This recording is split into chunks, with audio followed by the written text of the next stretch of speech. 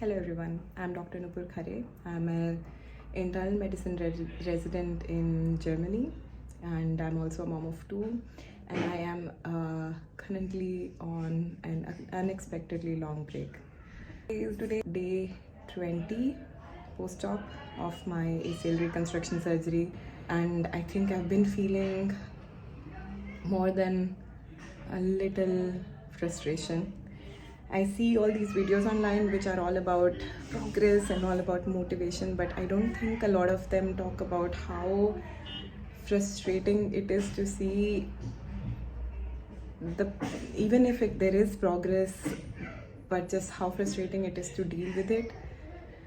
I always knew I would not be a very motivating person. I think I'm just someone who wants to rant about how hard everything feels right now, and losing the ability to walk, losing the ability to stand, and now I just regained the I am just now back on my feet, and it hurts so much. It feels like my knee belongs to someone else. It feels like there is a stone instead of my knee where my knee was, and it has been really hard. It has been really tough, and I just wanted to talk about that a little bit.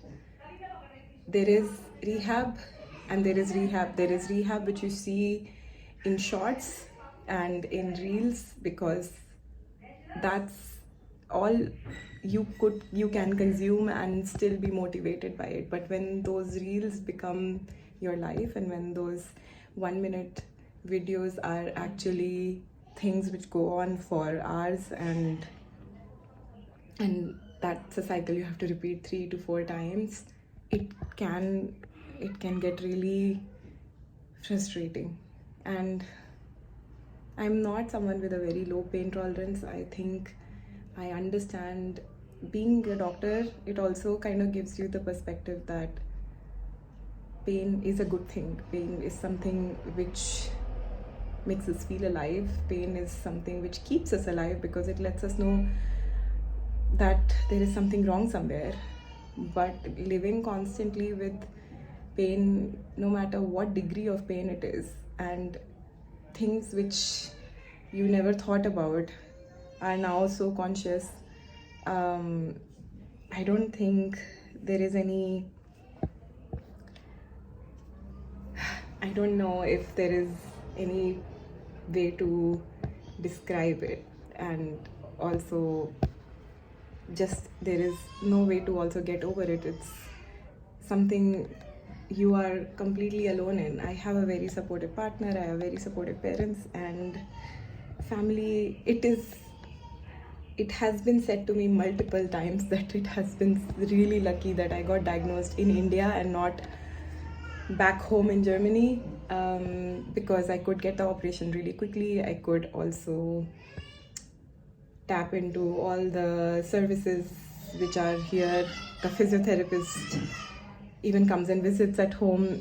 There are a lot of things which are lucky. There is a maid who helps with the baby now, because we are unable to as parents. Like, at least one parent is completely out of the playing with the baby picture. But still, it's not easy, and it also there doesn't seem to be a way for me to just keep myself motivated when every day I see 1 degree, 2 degree flexion improvement. And I wondered if there are others who felt like this, because I only see people who are really motivating, and I'm so jealous of them for having that kind of positive mindset the entire time. I'm just hoping that maybe keeping a video log here would keep me from spiraling out, because at this point all I can think about is all the plans I had for my maternity break, So currently my baby is 1 year, and that was the plan that I would slowly now start rejoining work. And I was really excited about it. I new edition of Harrison. That's a Bible for anyone who works in internal medicine. It's a new edition came out. I was super excited. I bought it. I wanted to be like prepared when I go back to work this time. I also took longer maternity leave. With my first baby, I only took 6 months, and this time I took a full year. So I was really revved. I really wanted to go in, and I got injured, and I also got injured playing cricket, which is something again which was bringing me joy. And I have two boys. I just wanted to be part of my family. I wanted to be out with them, out in the open, play with them. I wanted us to be that family who goes out every weekend and plays. And I am really struggling to find silver lining nowadays because of this injury, because it feels like not just this injury, but a lot of things just are not going the way I would like them to go. And I also came to India thinking this would be the first Diwali for my kids that they will experience at their home. Up until now, I have been trying to create Diwali for them back home in Germany, which is a event in itself, but it is not the same, as anyone who lives abroad will know. So this was Diwali I was really excited about. I was really excited about all my cousins also coming in, and I had a lot of time because I have not rejoined work yet, and the plan was that I will take this extra long 2-month vacation to just basically to celebrate everything and to probably explore India with my kids a little bit. My older kid, who is 3-year-old, he is in that place where he can enjoy things and he can understand what's going on, and he's also somebody who needs to leave the house. And my younger kid also loves people. He loves to go out. So this was supposed to be that kind of trip, and it has become completely opposite. So yeah, I'm just putting it out there, this video out there, because I think ACL injuries, as we now found out, are very common.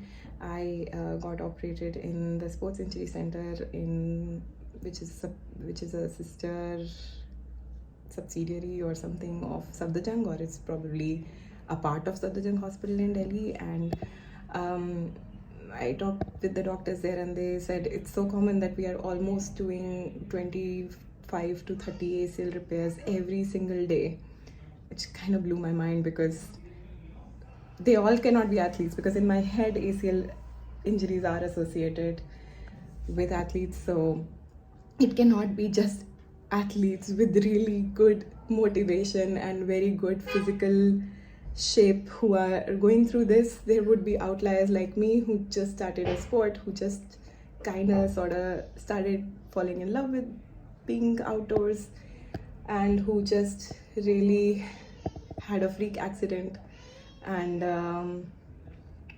injured their knee, because I was not even playing when this happened. I was just kind of standing around watching other people play, and I just, in my great wisdom, decided to stop the ball going past me with my leg. And when the weight was on my left knee, I got stuck and somehow twisted it, and I felt a snap. I felt it give away. So that immediate minute, I was in a lot of pain and I sat down. But basically, it was not like I was running, like you hear about ACL injuries in football, and that is not what was happening. I was not running. I was barely moving. But I think it was just an awkward position for me to, like, when I put my weight on my one leg and this happened. So yeah, I think this entire video is probably a whole lot of nothing, but I just wanted to document that not every single day feels like progress is being made. Even when progress is being made, it is not fun, it is not frustrating, it is not easy, because it's learning how to walk. So I have so much empathy for my babies now when they were trying to learn how to walk and they were scared. They wanted to keep crawling or they wanted to keep holding something, and we really wanted them to just walk. And now when I'm learning how to walk, and 2 days ago they told me to leave the walker, only now I understood that it's scary to leave that device which has been providing you support. So I'm so glad we do this stuff when we are young, and we don't have to do it as adults with all the knowledge and all the fears of an adult. I think I'm gonna continue this as a video series with probably a lot more coherence, or at least I will try to be a little more coherent and go over how this happened, or exactly how the first few weeks of pre-injury pre-operation were, and how how the operation experience was, how the surgery experience was, and how the post-op works, and what are the exercises which have been told to me. I think I am in a position of great privilege where I am a daughter of a retired orthopedic surgeon who literally knew all the surgeons who operated on me, and I myself am a doctor, so I also understand a lot more, and I am explained things a lot more. And I think just also because I just am from Delhi and I have access to all the physiotherapists and people, and being in the medical community does give me privilege. So I think I would like to share my experience here, and maybe someone will find it helpful. I promise that next few videos will be a lot more coherent. I think I needed this really frustrating feeling to kick myself out of inertia and actually post something. So yeah, I think you can just wait for my next few videos. I will go over how life post ACL surgery is. I will also try to go over how life back home will be, because I'm going back home after Diwali, and how it will be without all the help from my parents, and how I'm managing my 2 kids. Not something I am really looking forward to, because I have no idea how it would be. Also, maybe you guys will see bit of motivational side of me, which I am right now very skeptical that I would ever be feeling that way again. But that's the hope, that maybe I could also show you the exercises with less of doomsday talk, and more about how the exercise process just is objectively, and maybe give you a few ideas how to strengthen your quads and get back on your feet. As you can see right now also, I need support of a wall. I can't just stand. I am trying to practice standing on my injured foot, because I'm always putting the weight on my normal leg and it cramps. So that might be a good note to end this video. It's also okay to know that it's not easy. It's also okay to know and say that you're frustrated. It's also okay to not be impressed by your own progress, or to really not feel optimistic and happy and perky and motivational all the time.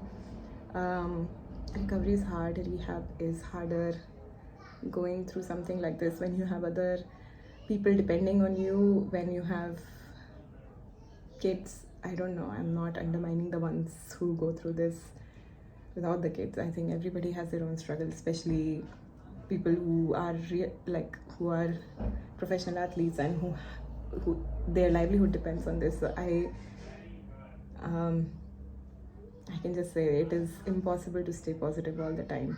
At least that's how it seems to me. Okay, come back to the channel for more updates.